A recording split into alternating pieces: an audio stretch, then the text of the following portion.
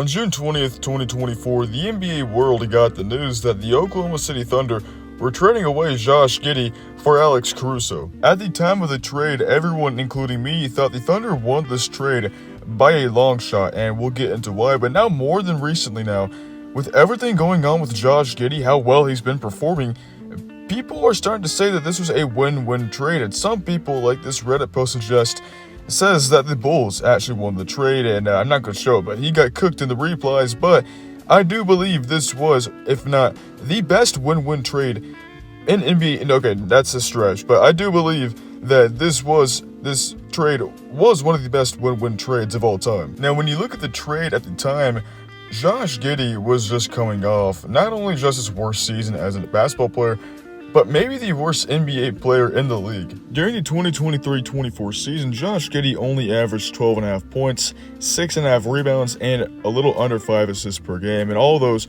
were career lows. And this majorly stemmed from Jalen Williams, J-Dub, coming out of nowhere and taking the second option role and fitting well into the system with the Oklahoma City Thunder.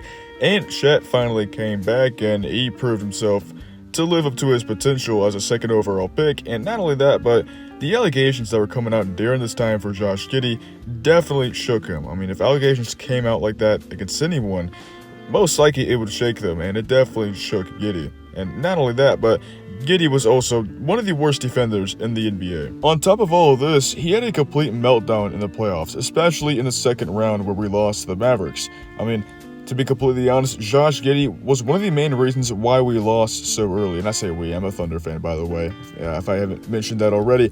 But he was one of the main reasons why the Thunder did lose so early in the playoffs last season. And it was clear and obvious this wasn't going to work out. This bad season and the playoff meltdown led to the Thunder asking Josh Giddey if he wanted to come off the bench for that next season. He said no, and that's what led to the Thunder trading away Josh Giddey to the Chicago Bulls for Alex Caruso. The trade is as simple as it gets. The Chicago Bulls got Josh Giddey, and the Oklahoma City Thunder got Alex Caruso. And even though it was only one player for one player, everyone thought the Oklahoma City Thunder, including me, everyone thought the OKC Thunder robbed the Chicago Bulls. For starters, Alex Caruso is one of the best defensive players in the NBA, one of the best role players in the NBA, a two-time first team, all defensive team. I think I said that wrong, but you get the point.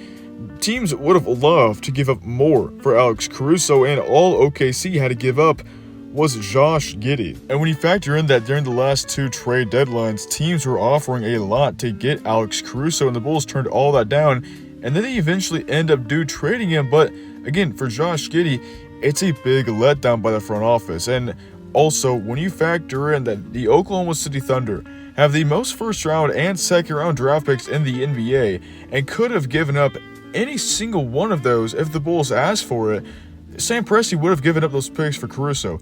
But again, they didn't get any picks from it. It's one of the biggest letdowns I've seen from a trade, if I'm going to be honest. To this day, I still think they should have gotten picks. And now you look for the OKC Thunder. Caruso is going to fit incredibly well with the OKC system. I mean, they just gave up a guy who needs the ball in his hands and who didn't play good defense, and they're replacing with a guy who couldn't care less about getting the ball and one of the best defenders in the NBA. That is going to fit super well with the Thunder. And when you factor in that a young emerging team just got a veteran presence, veteran leadership, and a guy who already won a title, so he has that championship DNA in him, that's going to help a ton for a young team, any young team, especially the Thunder. And then you look at the Bulls side of the trade, and it really didn't make a lot of sense. I had mentioned the part about the picks earlier, and at the time, they definitely should have asked for at least a first-round pick, maybe a few second-round picks.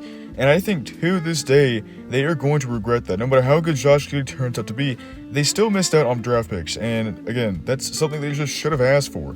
It's the Oklahoma City Thunder. They are loaded with first-round picks. Just ask for one, and most likely Sam Presti would have given that to them. And the Chicago Bulls are also in this very weird phase where they don't want to rebuild. They still want to contend, but they're just stuck in no man's land. And adding Josh Giddey is only going to add to that weird no man land stance. Now, you do get a young player, but at the same time, it's Josh Giddey. I mean, there's not a lot to do with it. And you also got a guy whose playstyle is really unique. It doesn't really fit with a certain team, and it really didn't feel like it fit with the Chicago Bulls. And you also factor in, they already had a ton of guards in Kobe White, Zach LaVine, Ayo Dosunmu, Lonzo Ball.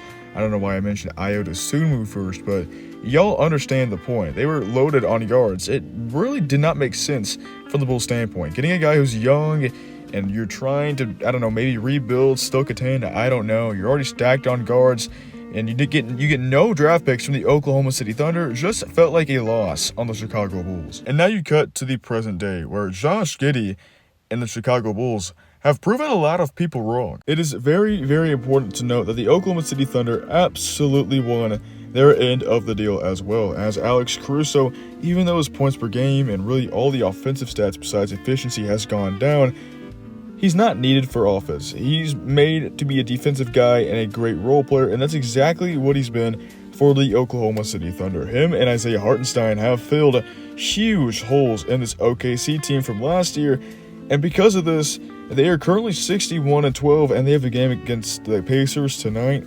Just assuming they're going to win, but you never know. And not only are the OKC Thunder the best team in the NBA, we're currently witnessing one of the best teams in NBA history. So, if I don't want to hear anyone saying the Oklahoma City Thunder lost their end of the deal, because Josh Giddey wouldn't have fit for this team. We would not have 61 wins right now if we had him. But since we have Caruso, since we have Hartenstein, it makes sense why we have 61 wins. And because of that, I think the OKC Thunder won their end of the deal. But Josh Giddey is a totally different story.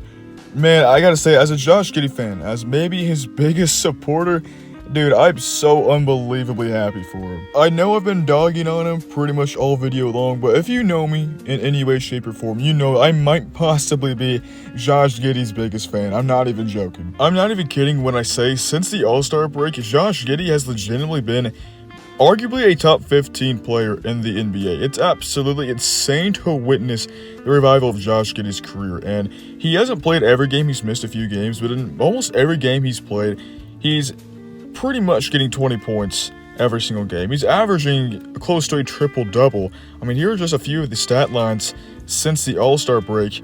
Absolutely insane to see. What's even crazier is that on March 22nd against the Lakers, Josh Giddey almost had the 6th quadruple-double in NBA history. 15 points, 17 assists, 10 rebounds, 8 steals. He was 2 steals away from getting that prestigious mark, and Josh Giddey wasn't even trying. Like, he didn't even know that he was almost about to get a quadruple-double, which is absolutely unreal. And then you have what took place 2 days ago as I'm recording this on March 27th. Josh Giddey's insane half-court buzzer beater over LeBron to beat the Lakers at the buzzer. Genuinely one of the best plays I've ever seen. Genuinely might be my favorite play of all time.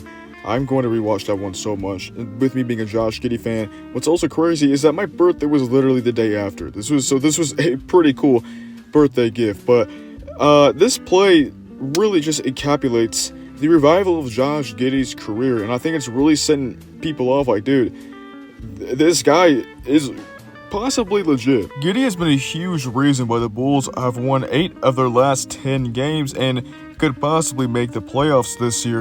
And it's not crazy at all to say that if Josh Giddey keeps on playing this way next season, he's going to be an all-star. I'm not exaggerating when I say that, but overall, a win-win trade on both sides. I'm happy for both sides. I'm happy that my Oklahoma City Thunder are better than ever. It could win the NBA Finals. And I'm happy that Josh Giddey has finally, hopefully, found his home and has revived his career. And that's about it, guys. Who won this trade? I think both teams won. Jesus loves you, and that's absolutely true. And goodbye.